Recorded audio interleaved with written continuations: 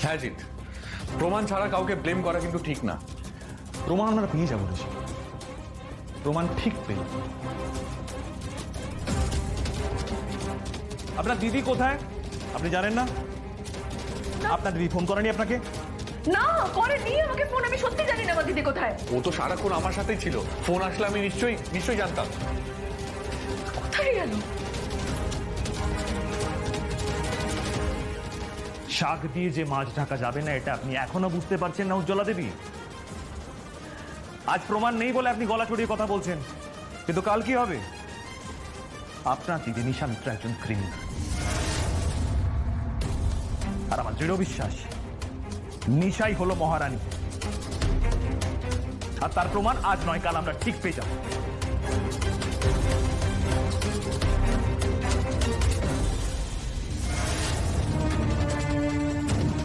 অনেকগুলো মানুষকে আপনাদের প্রত্যেকদিন ঠকাচ্ছে, গোটা বাংলা জুড়ে প্রত্যেকটা মানুষ তাদের মধ্যে ত্রাসের সৃষ্টি হচ্ছে এই মহারানী আর গ্যাংয়ের জন্য।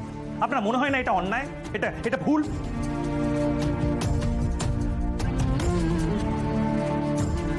উজ্জ্বলা দেবী, আপনার দিদি কোথায় বলুন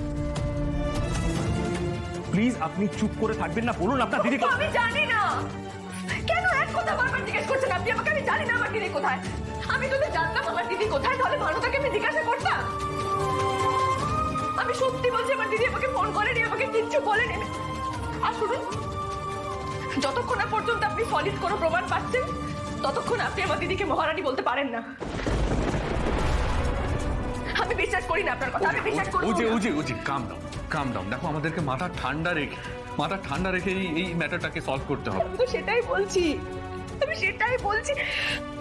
আমি কাউকে বোঝাতেই পারছি না। আমি চাই আমার দিদি মূল সত্যে ফিরে আসুক। আমি চাই আমার দিদি আর কোনো অপরাধ না করুক। আমি চাই না আমার দিদি সারাটা জীবন লকআপের মধ্যে কাটাক। আমি চাই না। কিন্তু উজ্জ্বলা দেবী, আপনার চাওয়া না চাওয়ার উপর তো কিছু নির্ভর করছে না। আপনার দিদি তার নিজের হাতে নিজের ভাগ্যটা লিখেছে।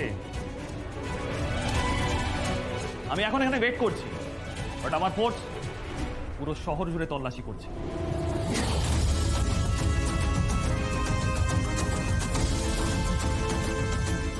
আপনার দিদিকে আজকে আমরা খুঁজে বের করবই। জামিন অযোগ্য গ্রেপ্তারি পরোয়ানা জারি হবে আপনার দিদির নামে।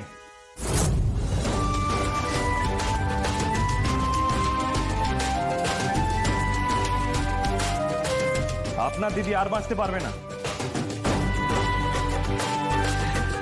কোন আপডেট? সিসিটিভি ফুটেজ পাওয়া গেছে? এখনো কোনো কিছু পাওয়া যায়নি স্যার। পাবে। কাজ যেন থেমে না থাকে, কাজ চালাতে থাকো।